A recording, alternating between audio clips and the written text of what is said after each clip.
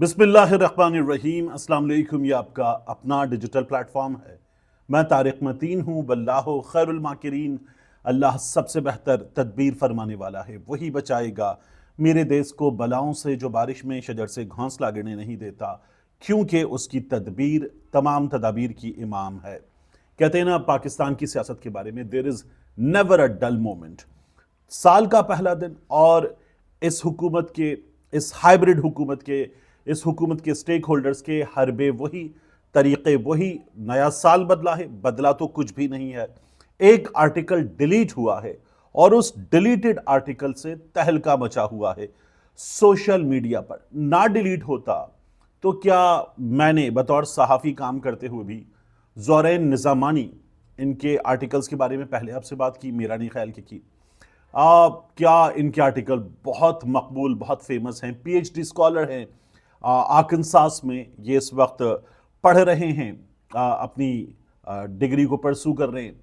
तो क्या इनको हम बहुत ज़्यादा जानते हैं? नहीं। लेकिन एक बहुत ज़्यादा पढ़े जाने वाले अंग्रेज़ी अखबार से आर्टिकल का डिलीट होना, सोशल मीडिया पर तहलका मचना, उसकी चीज़ें शेयर होना, उसकी वेबसाइट के लिंक को शेयर किया जाना कि इस पर क्लिक करो, देखो कि वहाँ से आर्टिकल गायब है, और ये आर्टिकल जो है जिसमें लिखा हुआ है इट्स ओवर, ये आर्टिकल गायब कर दिया गया है। तो ये क्यों किया गया है, अब इस पर बहस हो रही है। ना करते, हमारे यहाँ जो हुकूमत के लोग हैं, इस्टेब्लिशमेंट के लोग हैं, वो बहुत से काम ना करें तो उनकी मुश्किलात उतनी ना हो जितनी उनकी मुश्किलात बढ़ जाती हैं। यानी बंदे गायब ना करें, नौकरियों से ना निकलवाएं, चुप करवाने का जो काम जिस अंदाज में करवाते हैं उस अंदाज में ना करवाएं, अखबारों के इश्तिहारात जिस अंदाज में बंद करते हैं, मन चाहे लोगों को देते हैं, जिस अंदाज में चीज़ें करते हैं उस अंदाज में ना करें, तो शायद उतना बड़ा फस क्रिएट ना हो जितना बड़ा वो एक्सपेक्ट कर रहे थे कि हो जाएगा, और वो जिस चीज़ को रोकना चाहती है वो चीज़ 4 गुना बढ़ जाती है। अब इस आर्टिकल में इट्स ओवर बाय ज़ोरैन निज़ामानी क्या लिखा हुआ है, अब ये हर जगह डिस्कस हो रहा है। सबसे दिलचस्प बात क्या है, इस आर्टिकल में पाकिस्तान की एस्टैब्लिशमेंट के किसी किरदार का नाम, किसी ओहदेदार का नाम, किसी ओहदे का नाम नहीं लिखा हुआ। इसमें पाकिस्तान की हुकूमत के सदर के, वजीर आजम के, किसी वजीर के, किसी मुशीर के नाम का जिक्र तक नहीं है, किसी ओहदे का जिक्र नहीं है। इसमें पाकिस्तान में किसी इदारे के, इलेक्शन कमीशन हो गया, अदालत हो गई, महकमा दिफा हो गया, किसी का नाम नहीं है। लेकिन ये आर्टिकल फिर भी इतनी मसले की वजह क्यों बना है, अब ये डिस्कस हो रहा है। आर्टिकल कहता क्या है, देखिए आर्टिकल को डिकोड करते हैं, इसके मुख्तलिफ हिस्से मैंने निकाल के रख लिए कि अब इस आर्टिकल को देखते हैं कि इसमें क्या लिखा है और फिर समझने की कोशिश करते हैं। आर्टिकल कहता है इट्स ओवर, फिर बात करता है old man and women in power की, यानी ये जो अशराफिया है इनके बारे में बात करता है और कहता है कि दहाइयों से एक इख्तिदार में घूमता हुआ पुराना स्ट्रक्चर है, वो चेहरे बदलते रहते हैं मगर फैसला साजी का हल्का वही रहता है। Patriotism is not working anymore, ये जो हुब्बुल वतनी का चूरन बेचा जाता है ये अब काम नहीं कर रहा।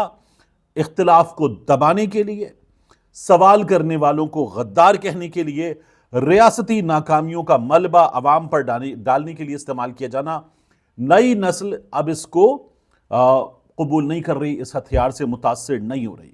नंबर 3, तालीम को कंट्रोल करने का जरिया, अब निसाब में यकतरफा तारीख पढ़ाना। किन की बात हो रही है, आपको इन तमाम डीकोडेड चीज़ों से समझ में आ रहा होगा। निसाब में यकतरफा तारीख पढ़ाना, एक मखसूस बयानिया निसाब में शामिल करके रखना, जो क्रिटिकल थिंकिंग है उसका ना होना निसाब में, सोच की दावत ना देना।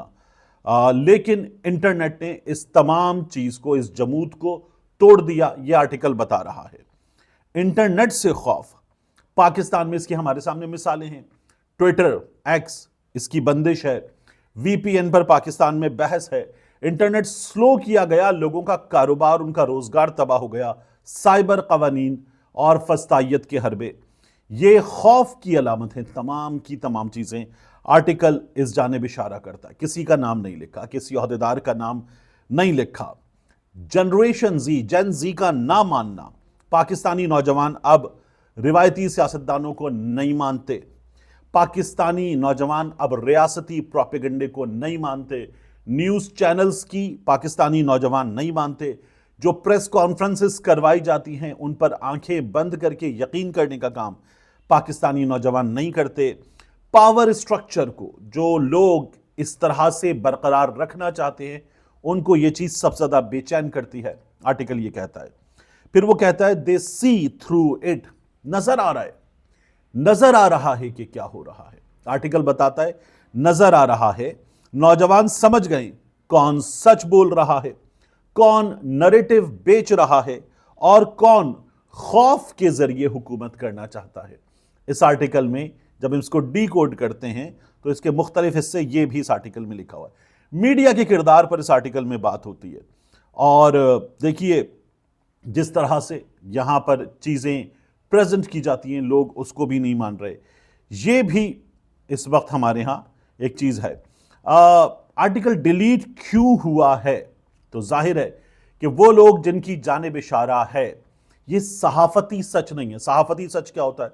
Kohistan corruption scandal. सहाफती सच क्या होता है? एक वजीर गुलाम सरवर ने कहा था PIA के पायलट्स की डिग्रीज जाली। सहाफती सच क्या होता है? 5300 अरब रुपए की करप्शन हुई। तो सहाफती सच तो बज़ाहिर ज्यादा खौफनाक है, हमारे यहां वो तो छप जाता है, वो छप जाता है, उसमें से बहुत सारी चीजें आ जाती हैं।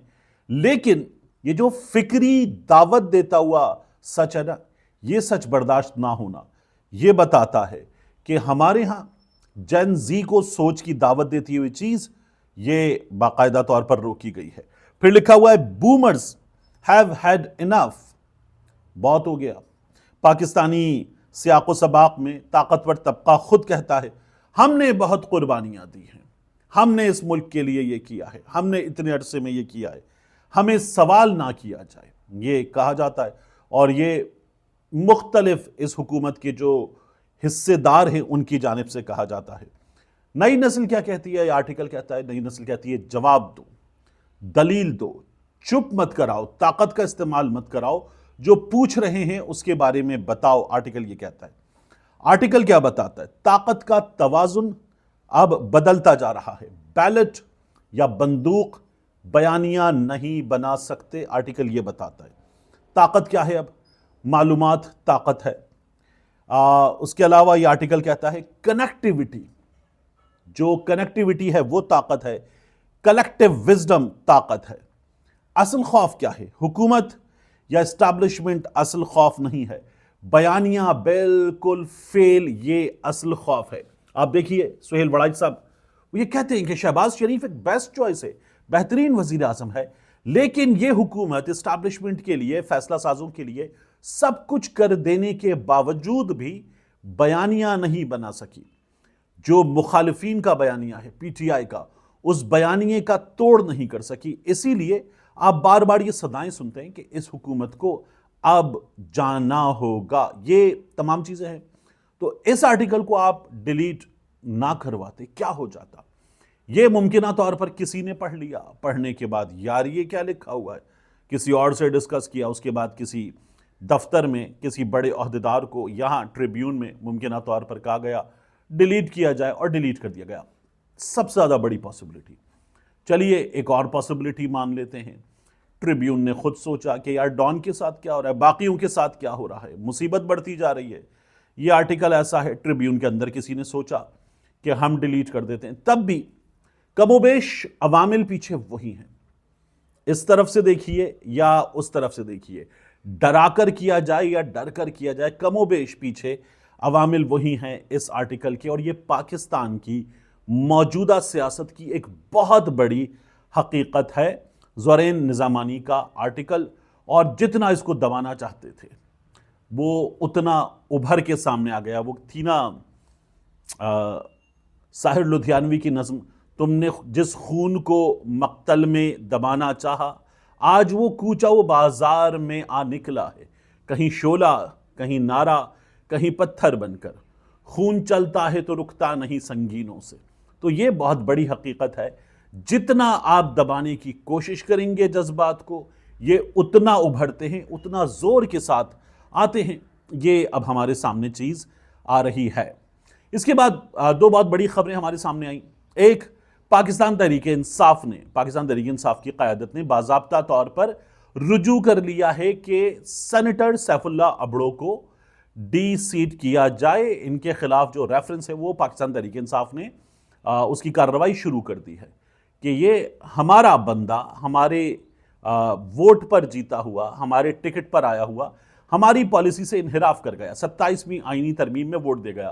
آپ کو یاد ہے سینیٹر ابڑو نے کہا تھا میں فیلڈ مارشل آصف منیر صاحب کے لیے ووٹ دے رہا ہوں، پھر اس کے بعد انہوں نے کہا میں استعفیٰ دے رہا ہوں، اور اس جملے کے بعد جو ایک چھوٹی سی تقریر تھی یہ کہا گیا یوسف رضا گیلانی کی جانب سے کہ ہم آپ کو پھر لے آئیں گے، اور اس کے بعد ہوا یہ کہ 27ویں آئینی ترمیم میں بھی کچھ تھوڑی سی ترمیم کرنی پڑی، تو واپس قومی اسمبلی سے سینٹ آیا، تو تب انہوں نے کہا کہ دیکھیں اس کا وہ جو استعفیٰ ہے وہ اس نے کہا تھا اپنے منہ سے، دیا تھوڑی تھا، تو اس کا استعفیٰ منظور نہیں ہوا ہے، یہ ہمیں بتایا گیا۔ اس سے پہلے ہمیں، میرا خیال ہے کہ اگر مجھے صحیح یاد ہے تو شاہ محمود قریشی کے کیس میں اور ایک آدھ کیس میں اور ہوا کہ اگر کسی نے فلور آف دا ہاؤس اپنے منہ سے کہہ دیا میں نے استعفیٰ دے دیا تو استعفیٰ ہو گیا، چیپٹر کلوزڈ، پھر اس پر بات نہیں ہوتی۔ یہاں تو یہ یوسف رضا گیلانی چیئرمین سینٹ نے کہہ دیا کہ ہم آپ کو پھر لے آئیں گے، وچ مینز بالکل چیپٹر کلوزڈ۔ لیکن اب کیا ہو رہا ہے؟ اب ہو یہ رہا ہے کہ نہیں جی ان کا استعفیٰ تحریری طور پر نہیں ملا ہے، اس لیے ابڑو صاحب جو ہے وہ قائمہ کمیٹی کی صدارت بھی کریں گے، اور ابھی ابڑو صاحب موجود ہیں۔ یہ چل رہا ہے، پاکستان تحریک انصاف کہتی ہے نکالو، انحراف کر گیا، نکالو، یہ پاکستان تحریک انصاف کا کہنا ہے، اور ابڑو صاحب کام دکھا گئے۔ جو 27ویں آئینی ترمیم میں کام ہونا تھا ایک ابڑو صاحب نے دکھایا تھا، اور ایک وہ زیڈ کے بی والے جو فضل الرحمان صاحب کو ملے تھے۔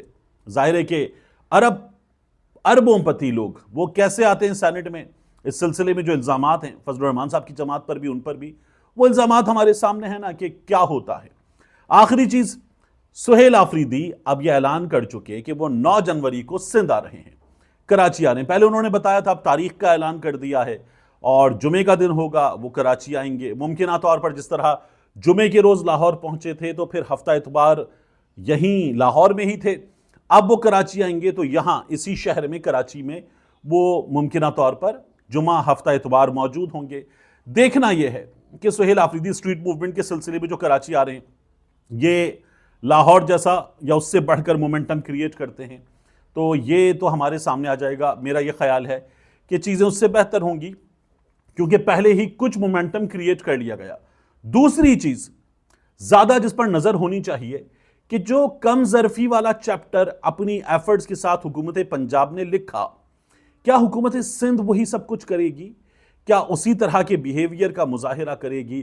کیا یہاں وزیر اطلاعات ان کے بارے میں یا حکومت سندھ کا آفیشل ٹویٹر ہینڈل ان کے بارے میں ڈرگ مافیا یا اسی طرح کا کوئی الزام لکھے گا؟ کیا ان کے آنے پر دو دریا پر یا بنس روڈ پر جو فوڈ اسٹریٹ ہے اس کو بند کیا جائے گا؟ کیا ان کے آنے پر مختلف جگہوں پر رستے بند کیے جائیں گے؟ کیا ان کے آگے پولیس کھڑی کر دی جائے گی، بدتمیزی کی جائے گی؟ کیا ان پر مخصوص صحافی چھوڑے جائیں گے؟